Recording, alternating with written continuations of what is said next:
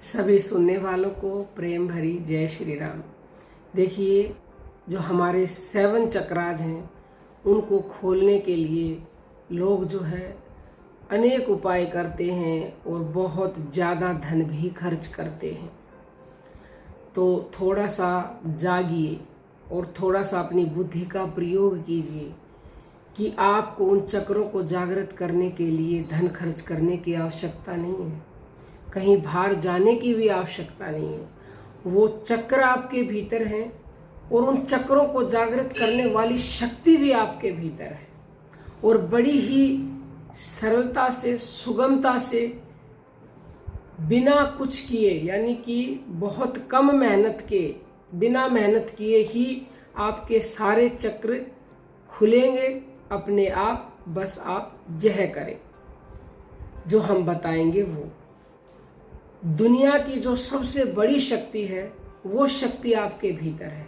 जिस शक्ति से ये पूरा ब्रह्मांड बना हुआ है वो शक्ति आपके भीतर है, लेकिन अभी वो सोई पड़ी है। जब वो शक्ति जाग जाएगी तो ये सारे चक्र जाग जाएंगे, क्योंकि वो शक्ति इन चक्रों में ही है। तो चक्रों को जगाओगे कैसे? सबसे पहले जिस शक्ति को आप जान सकते हो, जिसका आप अनुभव कर सकते हो, वो शक्ति आपकी सांस है। सांस से बड़ी शक्ति इस दुनिया में कुछ भी नहीं, क्योंकि सांस से ही आपका और हम सब का वजूद है, अमीर का भी, गरीब का भी, राजा का भी, महाराजा का भी। तो श्वास से ही आप अपने सारे चक्रों को जागृत कर सकते हो, जिसके लिए हमारे संत कह रहे, ध्यान से सुनिएगा, चढ़ पवन पे तीनों लोक में हंसा डोले। चढ़ पवन क्या है? सांस। और हंसा यानी कि ये जीवात्मा, यानी कि हमारा मन। जब हमारा मन श्वास के साथ लग जाता है, 3 लोक इस शरीर में ही है, इस शरीर में ही तीनों लोक है। एक लोक हमारा धड़ से नीचे है, एक हमारा यहाँ तक है और एक ऊपर तक है। ये तीनों लोक हैं। तो तीनों लोकों में जब हम मन से श्वास का ध्यान करते हैं, मन को श्वास पर चढ़ा देते हैं, तो जब हमारा मन मतलब श्वास तीनों लोकों में डोलती है, मन से जो श्वास का ध्यान करते हैं, तब क्या होता है? 6 चक्र भेदे और 10वें द्वार को खोले। तो ये श्वास क्या करती है? 6 चक्रों का भेदन कर देती है। और जो 10वां दरवाजा, ये आज्ञा चक्र जिसको भी बोला जाता है, तीसरा नेत्र भी बोला जाता है, ये हमेशा बंद रहता है, ये भी खुल जाता है। इस देश में हंसा परम हंस बन जाए। फिर इसी देश में, इस शरीर के लिए बोला गया है देश, इसी देश में हम जो हंस हैं, जो हम आत्मा हैं, फिर वो परमात्मा बन जाती है। फिर उसको पूर्ण ब्रह्म साफ दिखलाए। जब हम परम हंस बन जाएंगे, यानी कि हम आत्मा परमात्मा बन जाएंगे, तो हमें वो पूर्ण ब्रह्म, वो परमात्मा जो सर्वव्यापी है, जो जर्रे जर्रे में है, वो हमें स्पष्ट नजर आने लगेगा। तो उसी को हमें श्वासों के द्वारा ही प्राप्त करना है। उस शक्ति को, उन चक्राज को श्वासों से खोलना है। कैसे खोलना है? देखिए, जो शक्ति है वो हमारी नीचे है, कुंडलिनी शक्ति। जब तक वो ऊपर नहीं उठेगी तब तक सारे चक्र ओपन हो ही नहीं सकते। तो जब आप श्वास का ध्यान करोगे मन से, अभी श्वासें चल रही हैं लेकिन अभी आप ध्यान नहीं कर रहे, तो वो सारी श्वासें बेकार जा रही हैं। मन से श्वास का ध्यान करोगे, ध्यान करने से ही वो जो कुंडलिनी शक्ति नीचे सोई हुई है, तो वहीं पर हमारी अजपा नाम की गायत्री, यानी कि प्राण शक्ति है वहीं। तो प्राण शक्ति जब आप ऊपर लेके आते हो, नीचे जाती है, ऊपर जाती है, नीचे आती है, तो वो जो कुंडलिनी शक्ति है वो पहले तो जागेगी। अभी वो सोई पड़ी है, पहले वो जागेगी। अभी वो विष फेंक रही है, पहले वो जागेगी। जाग करके उसका आलस दूर होगा, फिर वो ऊपर उठना शुरू करेगी और फिर वो अमृत फेंकना शुरू कर देगी। और वो जैसे जैसे आप निरंतर सांसों का ध्यान करते रहोगे, वो ऊपर आने लगेगी। और सबसे पहले मूलाधार, फिर स्वाधिष्ठान, फिर मणिपुर, फिर अनाथ, फिर विशुद्धि, फिर आज्ञा चक्र में आकर विराजती है। और यहाँ से आपकी यात्रा शुरू होती है अंतर जगत की सहस्रार्थ चक्र में, फिर आप पहुंच जाओगे।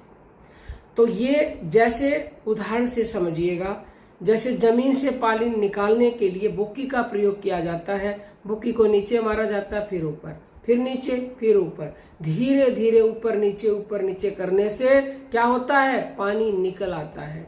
तो ऐसे ही श्वास ऊपर नीचे करोगे, लेकिन मन से हर श्वास को देखोगे तब। ऐसे नहीं है कि ऐसे तो सांसें चल ही रही, आप ध्यान कर ही नहीं रहे हो। मन से श्वास को देखना, और कम से कम प्रतिदिन, यदि आप शीघ्रता से चाहते हो कि आपकी सारे चक्र जागृत हो जाएं, तो कम से कम तो वैसे तो देखो 6 मिनट से शुरुआत कर सकते हो, 24 मिनट, 40 मिनट, 1 घंटा, और शीघ्रता से लाभ चाहिए तो डेली 3 घंटे श्वासों का ध्यान कीजिए, तो आपके सारे चक्र जल्दी से जल्दी जागृत होंगे और आप जो चाहोगे वो मिलेगा। क्यों?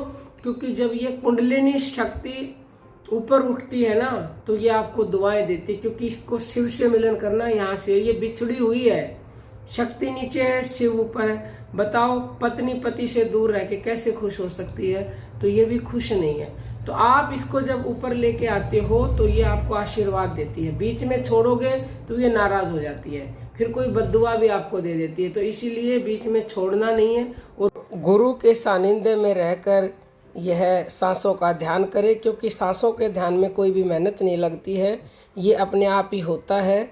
लेकिन सही रास्ता आपको गुरु ही दिखाएंगे, गुरु ही आपको सच्चा रास्ता दिखाएंगे, फिर आप डरोगे नहीं और आपके सारे चक्र ओपन हो जाएंगे।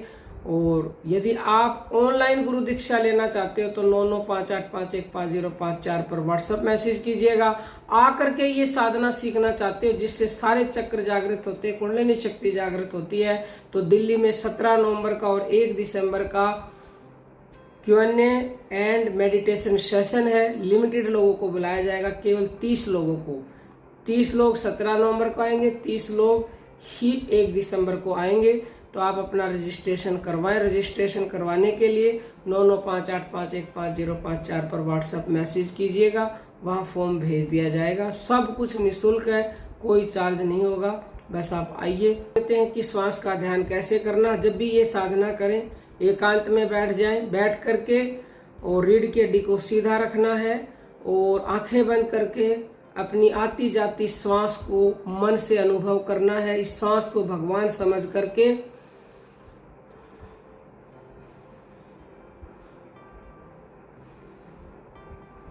ऐसे प्रतिदिन जितना आप कर पाए, कम से कम 6 मिनट से शुरुआत करें। समय को बढ़ाते बढ़ाते आगे ले जाएं। जितना ज़्यादा करेंगे उतने ही जल्दी ये जो है आपके सारे चक्र जागृत हो जाएंगे। बिना मेहनत के, बहुत कम प्रयास से अपने आप जागृत होंगे।